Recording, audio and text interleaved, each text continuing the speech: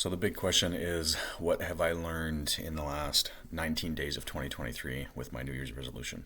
So to catch you up, the New Year's resolution was to live 2023 happy, healthy, and wealthy. And long story short, I figured that I'm pretty happy for the most part and pretty healthy. So wealthy was kind of the thing that I wanted to focus on. So just thinking this part of the story, the contraction of having one singular goal, which is to be wealthy.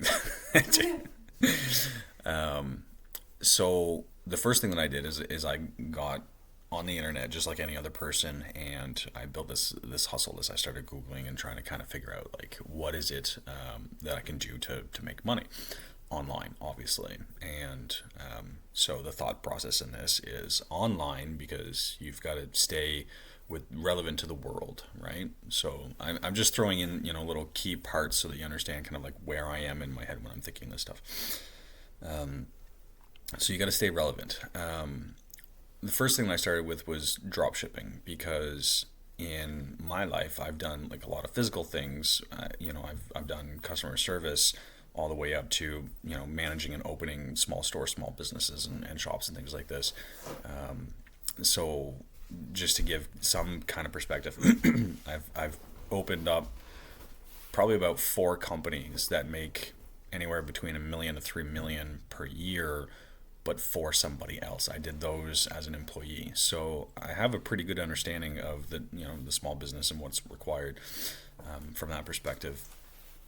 But doing it online is kind of different. So I was like, okay, well, maybe drop shipping, because it's probably the thing that's closest.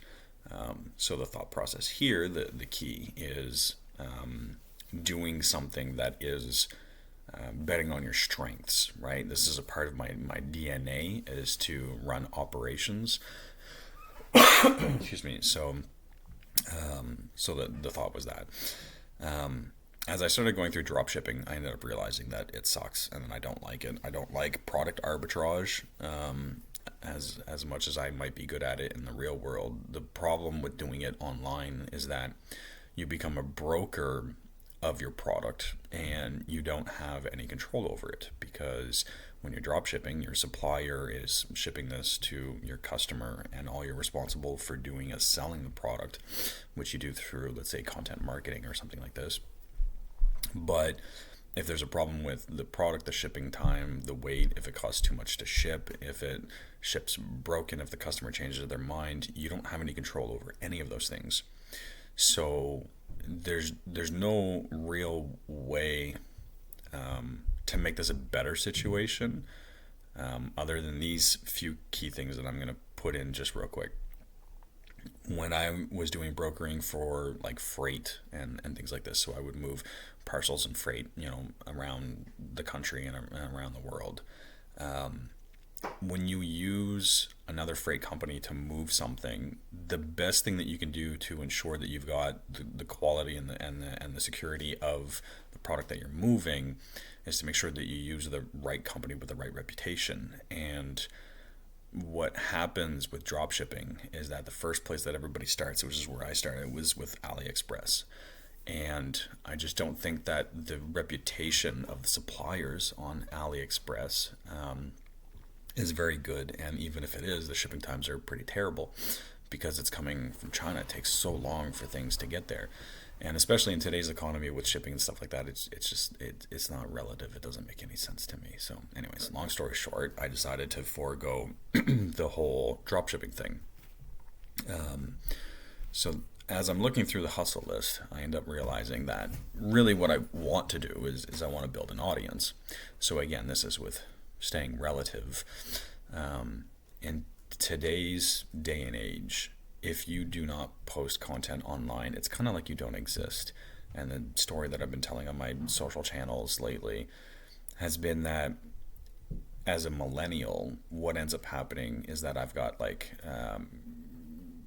circles of friends, I've got groups of friends, and I have like environments that I'm in which dictate my identity and my personality. And so if I'm at home with my wife, I'm kind of like one type of person, but if I'm at work, I'm a different type of person.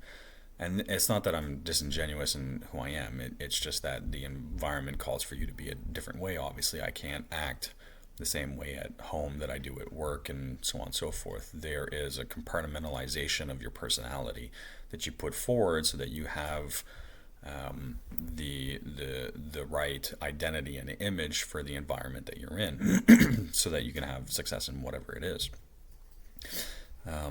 So, and even in like high school, I had the free spirit friends, I had the pot smoking friends, I had kind of like the sports jockey friends, I had the art class friends. And so depending on kind of like that mood that you're in, you would hang out with different friends, right? Obviously. So if I was feeling one way, I'd hang out with this group. If I was wanting or feeling a different way, I would hang out with a different group. I think that kind of got merged, and a lot of younger generations, the younger millennials, or the Gen Zs and such, we spend our time identifying on the internet, not necessarily in real life. And so it's kind of like we all have this personal brand that we're putting forward, in a curated version of ourselves. And the best way to understand this is just if you take a look at Instagram in general, and any random girl between the ages of 16 and 35 or whatever who posts on Instagram, they'll take 50 pictures and only post two of them, right? Because they're looking for that right picture. And what they're doing when they're choosing that right picture is they're curating their content. They're building their identity. They don't want to be seen a certain way, and they do want to be seen a certain way. And so the content that they post has to represent who they want to be and what they're interested in, and so on and so forth. So this is their personal brand, it's their identity. And other people will then use this publicly available information to get an idea of who you are. So they'll get onto Instagram, they'll talk to their friends, they'll be like, hey, do you know this person's, IG, blah, blah, blah, whatever. They'll find you, they'll scroll through your stuff, and they'll be like, oh, she's into yoga, oh, she's got tattoos, like, oh, she goes to the gym, maybe she's kind of like a gym rat, like, oh, she likes to eat this type of stuff. And they build an identity for you, like a judge, like an assumed identity, obviously, right? But it's based off this curated content that you have. So in today's day and age, I just feel like if you don't post on the internet, what happens is that they'll try to follow your Instagram, your TikTok, your whatever the case, and there will not be information. And I've seen this with my wife, where she'll go out, she'll meet somebody in real life, ask for their Instagram. She comes back home, she's like going through all these girls' new Instagrams that she ends up getting or whatever, and she'll be like, oh, look at this girl, no, no, no, no, no, no. And there's like 1,000 pictures or whatever, right? But then she'll go to like the next girl, and there's only like 20 or 30 pictures, and it's like one every 2 months for the last 2 years or whatever. And it's almost as if she doesn't know how to interact with this individual because she doesn't really know who they are. And they've only met once in real life. So she's got nothing to message her on because she doesn't really know anything about her, and it's hard to identify the person if they don't have any content online. So ultimately I just think that personal branding is something that comes more naturally for Gen Z. Whether they know it or not, whether it seems vain or not, or whatever the case. And the only way that you're going to move forward in life, being that I think that more of this is going to happen, more of us are going to spend time on the internet, you have to post content, you have to build a personal brand. Now, that is an expansion of the internet a little bit.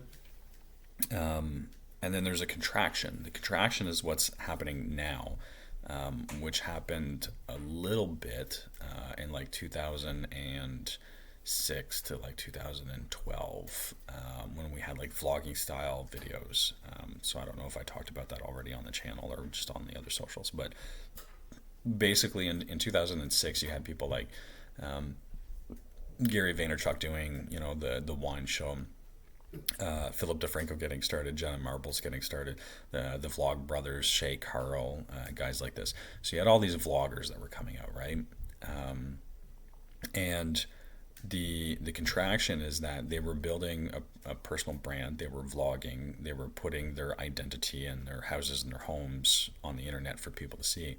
And so it built communities, and people kind of attached to that individual, right, to the creator. Since then, since 2012, 2016, there's been an expansion on the internet where creating content became very kind of like driven and analytical and very much about the hustle, and it's become kind of like too logical, too much of a job, where it's like you got to post 52 pieces of content, thinking again about Gary Vaynerchuk, but you got to post on all the social networks, and you got to be everywhere all the time, and you got to create large pieces of content, and you got to break it down into 100 small pieces and then put it everywhere and blast it everywhere all the time. And automate the process as much as possible, and just yell into this void space of the internet so that people will recognize that you're there, because so many people got on that at the time our attention span was starting to slow down. We were watching more things with less influence. So to become attached, you had to post more content to be able to be seen anyways. So now I see that in the last year or two, and this is kind of like a COVID related type thing, where we spend now 2 to 3 times more time at home. We got like content fatigue. It was like we were just so tired of watching content. Excuse me. And so everything kind of started changing. And content creators have slowly become more like storytellers again, like going back to that 2006 vlog style kind of situation. And as a result of what we're seeing is that the personal brand is kind of like making a comeback again. Storytelling, going deep instead of wide, is kind of like coming back again. Being on one platform and communicating with people is coming back. And we see this very specifically in things like Discord. So you'll have like a whole bunch of people watching content, and then a Discord opens up from one of these creators, and 200, 1,000, 2,000 people will end up in that Discord, and it's like a little private community now where they're all communicating about the creator, that content, that style of content. And so as an example, we've got like red pill communities, right? So it's just that I think that as everything kind of like contracts and gets tighter and starts building communities again, it's going to make more sense, even more so, to have a personal brand, and then to have people who have varying interests. So one person with 10 interests, but one of them matches one of yours. So they're now in your community, right? So out of 100,000 people, 100,000 of those people, 100% of them, could be in your little tribe if they care about one of the things that you're doing. So you have to display as much of your personal interests as possible. And it's not going to make sense to be the one person that does the one thing and the one thing only, because in order to compete against the world of individuals, you're going to have to be bigger, better, faster, and everywhere.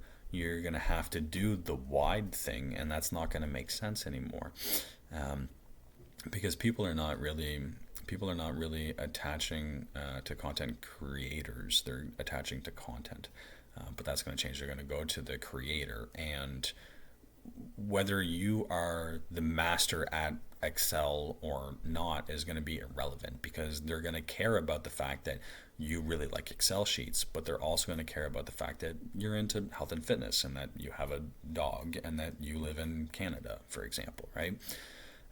So the communities are going to be smaller too. That 100,000 people is now going to end up getting reduced to, let's say, 10,000 people.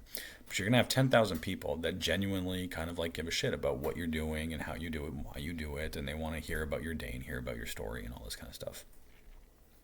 So this is what I'm learning. The different types of expansions and contractions of the internet society, having more or less attention span and kind of like what we're interested in, whether it's the content or the creator itself, and whether we're capable of keeping up with what's being posted and not kind of creates this like internet market, this fluid space of all of this stuff. And I think that for the next couple of years, it's going to be more like, creator focused, around the personal brands, going deep on like who you are, having conversations, and building that kind of stuff. Okay. So this is what I'm learning now when it comes to actually like developing the personal brand. I think, despite the fact that I had made a giant document on it, to kind of figure out how it all works, it's really simple, but at the same time, it's kind of complicated, because there's certain things that if you don't have them, then you're not going to know where to go to move forward to build it. So let me give you an example. I do not have a 60-day content plan. I post more like vlog style. Like, there was no script for this video, obviously, you can tell that. And so the problem here is that if I don't have a content plan, it's like every day I wake up fresh and it's like, okay, fuck, what am I doing today? Like, oh, am I building this list, building that list? Oh, am I learning Notion? Oh, am I going to the gym, focusing on health and fitness? Am I posting this type of content, that type of content? Where am I posting, my content today? And that can be kind of dangerous when building a personal brand, because despite the fact that you can post what, where, and when you want, you still have to have some level of consistency, because you're turning yourself into a product to an extent. And I don't think that being a personal brand means that you have to be just the Excel guy or the Notion template girl. But you certainly need to have kind of like a concept of what your content is, so that people can attach to it and understand, right? So maybe it's just the fact that I don't have enough content yet that makes it tough for building the personal brand, if you understand kind of how I'm saying this. So having a 60-day content plan, talking about all the things that I know, I think, I want, I'm building, I'm, doing, might be a really good window into me. And then having all of this eventually kind of draws an identity, right? This is what I was saying. Only 20 pieces of content on Instagram is not enough to kind of like judge somebody and understand what their life is about, assuming that that is their life. But if they had 200 or 300 pictures of all kinds of varying things, where they go, what they eat, who they talk to, whether they like cats, dogs, animals, lizards, or not, whether they're into artificial intelligence and robots or Excel sheets or, fitness or whatever the case, if you had a larger library of it, then it would make more sense. Okay, so that's what I've just figured out. I don't have enough content out there, effectively, is what it is. So I'd have to go to one social network like YouTube, right? And I'd have to say, okay, I want my YouTube to be kind of like this. I'd have to kind of like get the sense of curating the content. And then I'd have to build out my 60-day content schedule, list out all of my videos, and then just focus really on building all of that for YouTube, so I can get like the starter pack done, right? Once the starter pack's done, then I can move on to another platform and kind of bounce back and just kind of like upkeep things or whatever. But I need like a little blast to get started, because I don't have that yet. So I think that's what it is. Yeah. So, I mean, this is more or less what I've learned in the last 19 days.